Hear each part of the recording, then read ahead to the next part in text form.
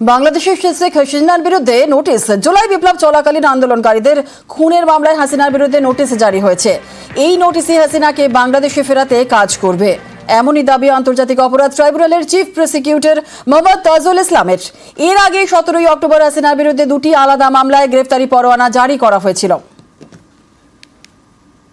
Interpol কর্তৃক জারি হয়েছে কিনা সেই বিষয়টা বলার দায়িত্ব হচ্ছে আমাদের এনসিবির এবং আমাদের বাস্তবিক অর্থে ইন্সপেক্টর জেনারেল অফ পুলিশের অফিসার। কয়েক মাসের মধ্যেই অন্তত শেখ হাসিনার বিরুদ্ধে যে তদন্ত আমাদের রিপোর্ট, সেটা তদন্ত সংস্থা যেটা বলেছেন, তারা মনে করেন যে আশা করেন তারা 3 মাসের মধ্যে হয়তোবা তারা শেষ করতে পারবেন। আইনের মধ্যে বলা আছে যে রিপোর্ট পাওয়ার পরে কবে থেকে বিচার শুরু হবে, কখন ফর্মাল চার্জ দাখিল হবে, কখন সাক্ষী গ্রহণ শুরু হবে। ভারতের সাথে বহিঃসমর্পণ চুক্তি যেটা আছে, অপরাধীর বহিঃসমর্পণ চুক্তি, সেই চুক্তির আলোকে ব্যবস্থা গ্রহণের সিদ্ধান্তটা সরকারকে নিতে হয়। সুতরাং সরকারের কাছে আমরা তথ্যাদি প্রেরণ করেছি। সরকার আনুষ্ঠানিকভাবে ভারতের কাছে কখন কিভাবে চাইবেন বা ইতিমধ্যে চেয়েছেন কিনা সেটা সরকার বলতে পারবেন। বাংলাদেশের পাশে গায়ক রাহাত ফতেহ আলী খান, জনপ্রিয় এই শিল্পী, জানিয়েছেন আগামী দিনে বাংলাদেশের গান বাজনা নিয়ে কাজ করতে উৎসাহী তিনি। তাঁর পছন্দের শিল্পী রুনা লায়লা। পাকিস্তানের বাসিন্দা হয়ে বাংলাদেশের পাশে আছি জানালেন সঙ্গীত শিল্পী। I very much feel that I'm singing in my home ground. As a Pakistani, we are always stand with the Bangladeshi. Baltikuri সমবায় ব্যাংকের ভোটে উত্তেজনা। গতকাল রাতে হাওড়ার বাল্টিকুড়িতে সংঘর্ষ আর দুই গোষ্ঠীর সংঘর্ষে আহত এক। বাল্টিকুড়ি সমবায় ব্যাংকের ভোটে উত্তেজনা। দেবাশিস রয়েছে, ঠিক কি গতকাল ঘটেছিল জানবো আরো বিস্তারিত। দেবাশিস, গতকাল হাওড়ার বেশ কয়েকটি সমবায় ব্যাংক, সেখানে কিন্তু ভোট হয় এবং সেখানে ভোট শুরু থেকেই কিন্তু দেখতে পাই আমরা সেখানে উত্তেজনা ছড়ায়। মূলত যে আমরা বাল্টিকুড়ি সমবায় ব্যাংক, সেই সমবায় ব্যাংকের ভোটে সকাল থেকেই বিভিন্ন উত্তেজনা ছিল, কারণ তৃণমূলের দুটি গোষ্ঠী কিন্তু একে অপরের বিরুদ্ধে প্রতিদ্বন্দ্বিতা করছিল। ফলে সেই জায়গা থেকেই শুরু হয় গন্ডগোল।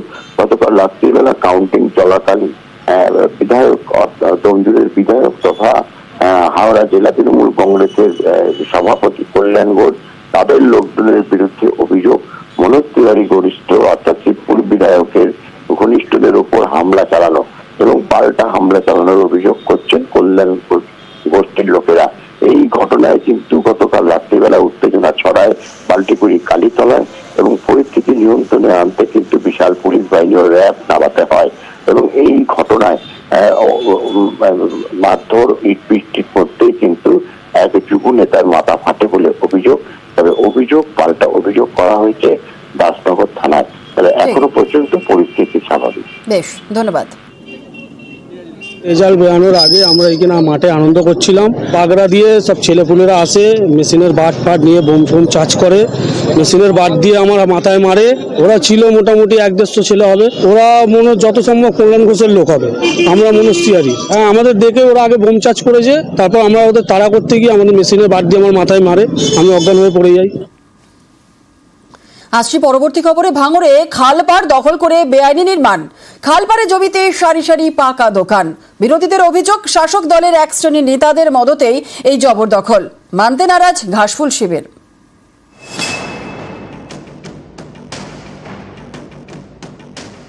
খালপাড়ের মাটি খুঁড়ে তৈরি হচ্ছে কংক্রিটের কাঠামো, পরপর দোকান। ভাঙড়ের ঘটকপুর বাজার এলাকা, এখানে বাসন্তী হাইওয়ের পাশে বয়ে গিয়েছে বাগজোলা খাল।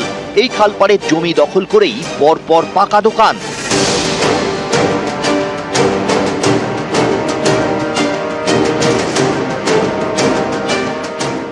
খালপাড়ের এসব জমি সেচ দপ্তরের অধীনে পড়ে। সেই জমিতেই বেআইনি নির্মাণের অভিযোগ। স্থানীয়দের দাবি, প্রথমে ঝুপড়ি দোকান ছিল, এখন ধীরে ধীরে সবই পাকা হয়ে যাচ্ছে।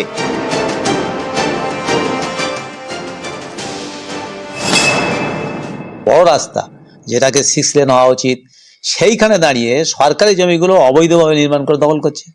একেবারে চোখ বুজিয়ে এটা সরকার করছে। সরকারি যারা আছে, যারা ক্ষমতায় আছে, তারাই করছে। এই ব্যাপারে তো কোনো হেলদোল নেই। কিভাবে সরকারি জায়গা এইভাবে কাজ হচ্ছে?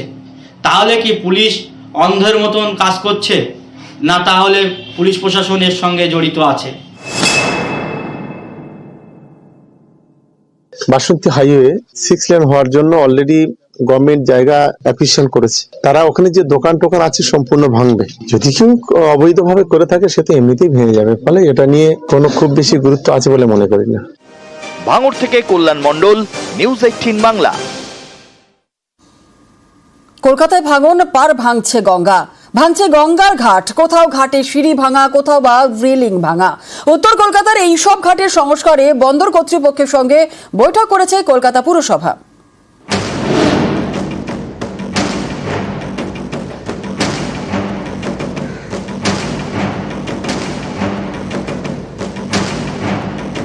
কলকাতা এই মহানগরের পাশ দিয়ে বয়ে গিয়েছে গঙ্গা। এই গঙ্গার পাড়ে একের পর এক ঘাট, ভাঙনের জেরে এই সব ঘাটে ওত পেতে বিপদ। কোথাও ভেঙে গিয়েছে গঙ্গার ঘাটের সিঁড়ি,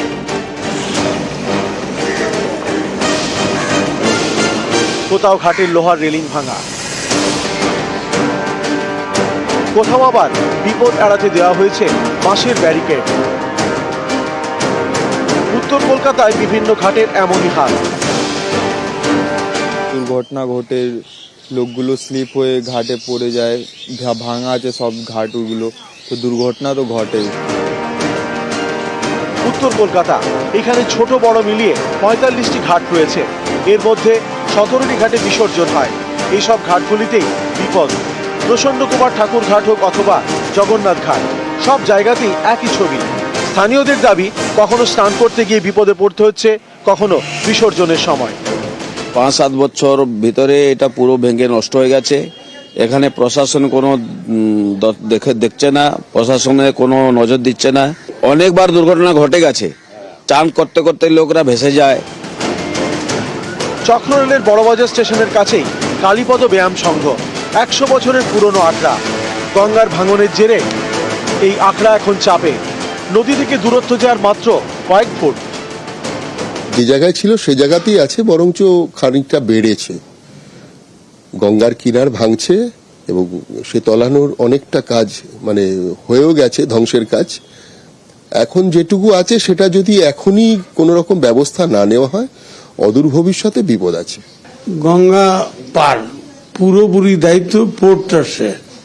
আমাদের মেয়র দুর্গাপুজো আগে এসেছিলেন, তারপরে পোর্ট ট্রাস্টের সঙ্গে কথা বলেছেন, তো মাটির জন্য জল একটু বলছে বেড়ে গেছে। ঘাট আমরা ঠিক মতন রিপেয়ারিং করব, ফাঁকা পাচ্ছি না, জল চলে আসছে। ডিসেম্বর জানুয়ারিতে জল কমবে তখন আমরা করব। ডিসেম্বর 17 তারিখ চলে গেছে, আজ পর্যন্ত কোনো কাজ হয়নি।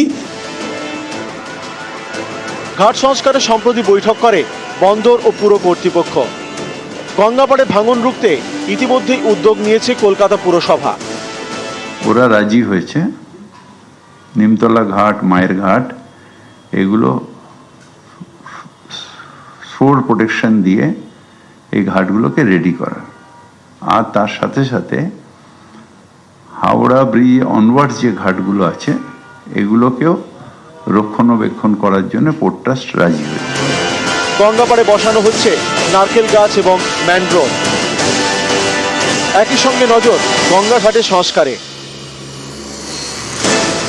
যেভাবে গঙ্গা ভাঙছে তাতে আতঙ্ক বাড়ছে, আর ঘাটের অবস্থা তথৈবচ। বিপজ্জনক ঘাটে মৃত্যু বাড়ছে, তবুও হুঁশ নেই প্রশাসনের। ক্যামেরা রাজীবের সঙ্গে বিশ্বজিৎ, নিউজ 18 বাংলা।